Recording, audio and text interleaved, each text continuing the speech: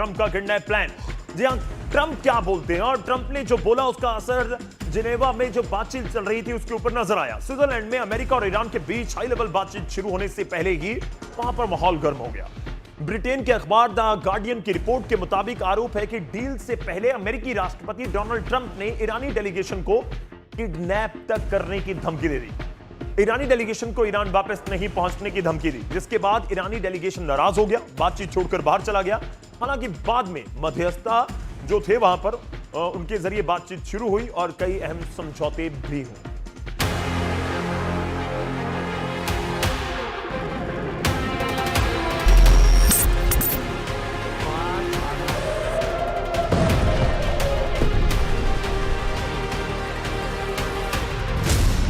Deal से पहले Trump की किडनैप वाली धमकी। ट्रंप के तेवर से यूएस ईरान बातचीत में हड़कंप। किडनैप वाली धमकी या दबाव की राजनीति। स्विट्जरलैंड में अमेरिका और ईरान के बीच पहली हाई लेवल बातचीत से पहले ऐसा ड्रामा हुआ जिसने पूरी दुनिया का ध्यान खींच लिया। परमाणु समझौते और लेबनान युद्ध पर बातचीत शुरू होते ही अमेरिकी राष्ट्रपति डोनाल्ड ट्रंप के धमकी भरे बयानों से ईरान डेलीगेशन नाराज हो गया और कुछ देर के लिए बातचीत छोड़कर बाहर चला गया। आरोप है कि ट्रंप ने केवल बमबारी ही नहीं बल्कि ईरानी वार्ताकारों को उनके देश वापस नहीं पहुंचने की धमकी भी दी। ट्रंप ने सोशल मीडिया और इंटरव्यू में कहा कि अगर ईरान ने हॉर्मुज़ स्ट्रेट बंद किया तो ईरान नहीं बचेगा। ब्रिटेन के अखबार द गार्डियन की रिपोर्ट के मुताबिक ट्रंप ने यहां तक कह दिया कि अगर ईरान ने बात नहीं मानी तो उसका डेलीगेशन अपने देश तक वापस नहीं पहुंच पाएगा। जानकारी के मुताबिक ट्रंप की इन धमकियों से ईरानी डेलीगेशन ने आमने सामने की बातचीत बीच में ही छोड़ दी। ईरान की सरकारी मीडिया के मुताबिक ट्रंप की किडनैप वाली धमकियों से बातचीत करना बहुत मुश्किल हो गया था। हालांकि बाद में मध्यस्थता के बाद ये बातचीत दोबारा हुई और दोनों देशों ने 60 दिन में अंतिम समझौते का रोड मैप बनाने, हाई लेवल कमेटी गठित करने और हॉर्मुज़ में टकराव रोकने के लिए सीधी कम्युनिकेशन लाइन बनाने पर सहमति जताई। लेकिन इस बातचीत के बीच बड़ा सवाल यह है कि क्या धमकियों के सहारे कूटनीति आगे बढ़ सकती है। देखना यह है कि 60 दिनों में बनने वाली संभावित डील ट्रंप के इन तेवरों के बीच आखिर कितनी आगे बढ़ पाती है।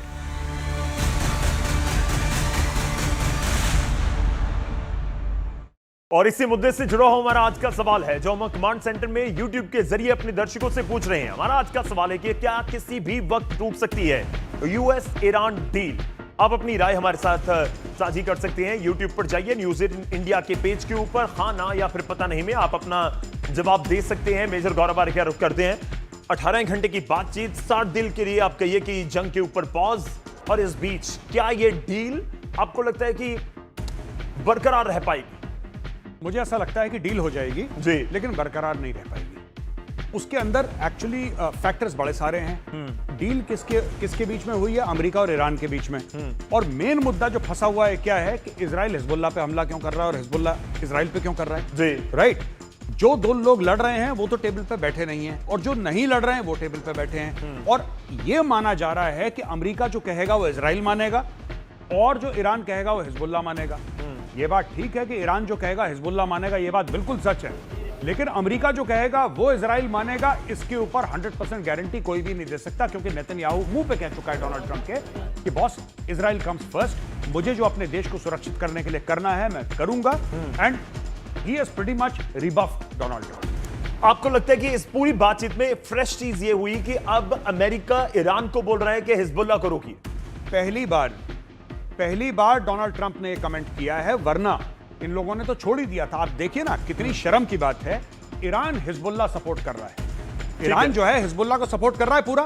ईरान ने खुलकर कर रहा है, खुलकर कर रहा है, खुलकर कर रहा है ईरान हिजबुल्लाह को सपोर्ट। और यहां तक उसने बोल दिया है कि साहब देखिए, अगर आपने हिजबुल्लाह के ऊपर हमले बंद नहीं करे डील नहीं होगी जी। और यहां पे डोनाल्ड ट्रंप अपने साथी को, जिसके साथ उसने जंग शुरू करी थी, उसको छोड़कर आ गया और उल्टा सबके सामने अपशब्द बोल रहा है, गालम गलौज कर रहा है और कह रहा है कि हमारा तुमसे क्या मतलब है।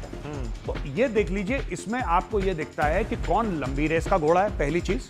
और देखिए, मैं ईरान की जो हुकूमत है, मेरे उसके साथ अपने डिफरेंसेस रहे हैं, ठीक है, और आज भी हैं, लेकिन जो अपनी बात पे कायम है, कितनी भी गलत हो, वो लड़ने पे आगे अपनी बात पे कायम है।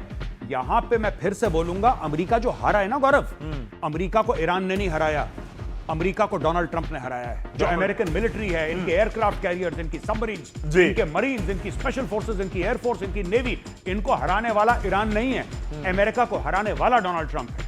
आपने कहा कि ये बरकरार नहीं रहेगी। मैं नेतन्याहू के देश में अंदर क्या हो रहा है उसकी बात करूं, लेकिन उससे पहले ये 18 घंटे की बातचीत का निचोड़ आप क्या निकालते हैं? ये दर्शक जानना चाहते होंगे कि जेनेवा की बातचीत का हम क्या पूरा निचोड़ समझे। मैसिव ट्रस्ट डेफिसिट, एक दूसरे पे बिल्कुल भरोसा नहीं करते, एक दूसरे को ग्रीट नहीं करा इन लोगों ने। जब जेडी वैंस आया तो ये जो आपके ईरान वाले हैं, उन्होंने मिस्टर अरक्ची वो मुड़ के निकल लिए कहीं और। एक दूसरे की शक्ल देखना इनको गंवारा नहीं है। डील कौन सी कर रहे हैं मुझे समझ, और डील अगर साइन हो भी गई जी, मुझे नहीं लगता कि इस माहौल में, आज की तारीख में भी लोग कह रहे हैं कि हॉर्मुज बंद है, ठीक है ना, बिल्कुल बंद, ये जिक्र हो रहा है, या हॉर्मुज इज शट, तो आप ये लगा लीजिए फिर दोबारा हॉर्मुज शट होगा। आप कह रहे हैं कि बरकरार नहीं रहेगी, इसका मैं मतलब क्या निकालें? हमारे दर्शक बरकरार क्या ये है मतलब कि निकालें? अगर इन्होंने अंडर प्रेशर साइन कर दी जी, कुछ ना कुछ ऐसी हरकतें होंगी, कुछ ना कुछ ऐसे एक्शन होंगे दोनों तरफ से।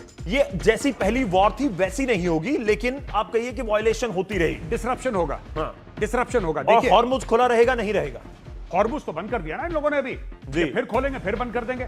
यही बात तो मैं डे 1 से आपकी शो पे बोल रहा हूं गौरव, डे 1 से जी, ईरान के मुंह पे खून लग गया है, और ईरान का असली nuclear weapon straight of Hormuz है। जी, जब ईरान की मर्जी होगी एक बटन दबाएगा, स्ट्रेट ऑफ हॉर्मुज बंद।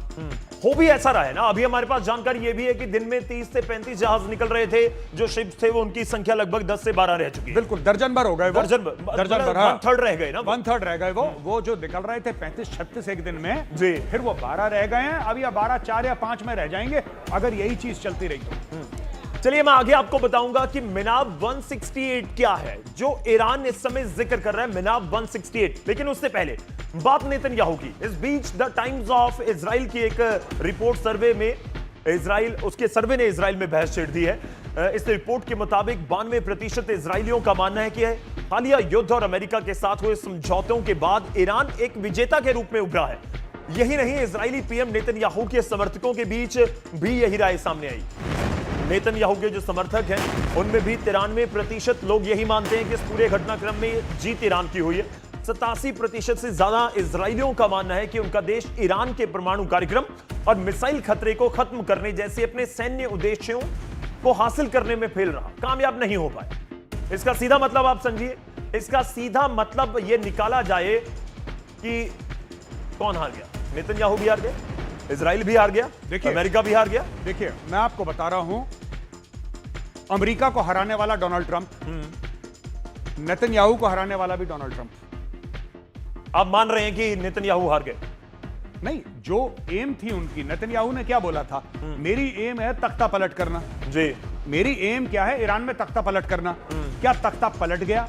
अगर तख्ता पलट गया है तो कोई मुझे बता दे कि सब तख्ता देखिए, wars are fought with certain objectives in mind. आपका ऑब्जेक्टिव होता है वॉर में, बिल्कुल, आपका कोई ध्येय होता है, आपका टारगेट होता है। अगर आप टारगेट अचीव कर लेते हैं, आप जीत गए। अगर आप टारगेट नहीं अचीव कर पाए, आप हार गए। आज की तारीख में डोनाल्ड ट्रंप का यह कहना कि उसका न्यूक्लियर मटेरियल मैं छीन लूंगा, यह मेरे वॉर का एम है। डोनाल्ड ट्रंप एक बार नहीं 50 बार बोल चुके हैं। क्या डोनाल्ड ट्रंप ने ईरान का न्यूक्लियर मटेरियल जो एनरिच था वो ले पाए? वो 450 किलो नहीं ले पाए, नहीं ले पाए। आप कह रहे रजीम चेंज नहीं कर पाए, नहीं हो पाए। अब फिर मैं बोलूं कि जी वो हार गया, वो जीत गया, ये तो आपके सामने कौन हार मतलब गया? आपको लगता है कि अगर इजरायली जनता ये कह रही है 93%, तो आप भी सहमत हैं कि जीत तो ईरान की हुई? 100%। 93 क्यों बोल रहे हैं? बाकी 7% को दिख नहीं रहा क्या? आप ये देखिए ना, बाकी 7% को छोड़िए ना। मैं एक बात बताता हूं आपको। आपने बोला आप रेजिम चेंज करेंगे, क्या आप कर पाए? हाँ या ना? नहीं कर पाए ना। आपका उद्देश्य क्या था लड़ाई का? रेजिम चेंज करना। रेजिम चेंज नहीं हुई, स्टोरी ओवर। दूसरी चीज, अमेरिका का क्या? इसका न्यूक्लियर मटेरियल हम छीन लेंगे। क्या आप छीन पाए? नहीं। अब बताइए। चलिए मैं आगे इसके ऊपर और भी बात करूंगा, लेकिन इस बीच मिनाब 168 का जो जिक्र किया था उसकी बात करता हूं। स्विट्जरलैंड में अमेरिका ईरान बातचीत के बीच जो ईरानी डेलीगेशन के प्रमुख थे मोहम्मद बाकर कालीबाफ, उनका एक छोटा सा लेपल पिन बहुत चर्चा का विषय है। इस पिन पर लिखा है मिनाब 168। ईरान के मुताबिक ये उन बच्चों और शहीदों की याद का प्रतीक है जो मिनाब के एक प्राथमिक विद्यालय पर हुए हमले में मारे गए। ये बहुत चर्चा में रहा है। 168 बच्चियों की मौत। कालीबाफ का कहना है कि ये केवल प्रतीक नहीं बल्कि दुनिया के सामने ईरान का संदेश है कि वह अपने शहीदों की याद के साथ इस अहम बातचीत की मेज पर पहुंचे हैं। आपको बता दें कि 28 फरवरी को ईरान के दक्षिणी शहर मिनाब में एक स्कूल में मिसाइल अटैक हुआ था और जो जानकारी आई कि 168 स्कूली बच्चियों की मौत हो गई थी। उन्हीं बच्चियों के सम्मान में ईरान ने इस बातचीत का नाम मिनाब 168 रख दिया। मैं अगले एजेंडे पे जाऊं। डेफिनेटली उन बेकसूर बच्चियों का कोई कसूर नहीं था, लेकिन ट्रिब्यूट भी है। ईरान एक मैसेज भी दे रहा है दुनिया को कि हम कुछ भूले नहीं। The killing of children in conflict जो अमेरिकन्स ने मारे हैं टोमाहॉक मिसाइल, जी, ये इतना बड़ा क्राइम है कि मैं जितना बोलूं उतना कम है। लड़ाई का एक सिंपल सा फंडामेंटल होता है, as a veteran I can tell you, जो इंडियन आर्मी प्रैक्टिस करती है। सिंपल सा, जी, you do not touch non combatants. आप बिल्कुल जिसको कहते हैं कि जो लोग इन्वॉल्व नहीं है लड़ाई में, जिनके हाथ में हथियार नहीं है, जो इनोसेंट हैं, आप उनको हाथ मत लगाइए। आप उनको हाथ नहीं लगा सकते। 168 बच्चे मार दिए इन लोगों ने मिसाइल मार के। 168 बच्चे, इनको नहीं पता था उसके अंदर स्कूल है। 168 बच्चे, और आई थिंक 3 टोमाहॉक मिसाइल मारी है उन्होंने, एक भी नहीं। If I am not wrong, अगर मैं गलत हूं तो मुझे माफ कीजिएगा, लेकिन आप 168 बच्चों की मौत आप कैसे जस्टिफाई कर सकते हैं? आप देखिए, हम तो कह रहे हैं आपने खमेनेई को मारा, आपने इसको मारा, आपने उसको मारा, ठीक है, डन। लड़ाई में लोग मरते हैं, कोई बात नहीं। जो होता है पॉलिटिकल लीडर या जो मिलिट्री लीडर होता है, मारो, ठीक है। आपको इनको मारना है, उनका इसको मारना है, एक दूसरे को मार रहे हो, ठीक है।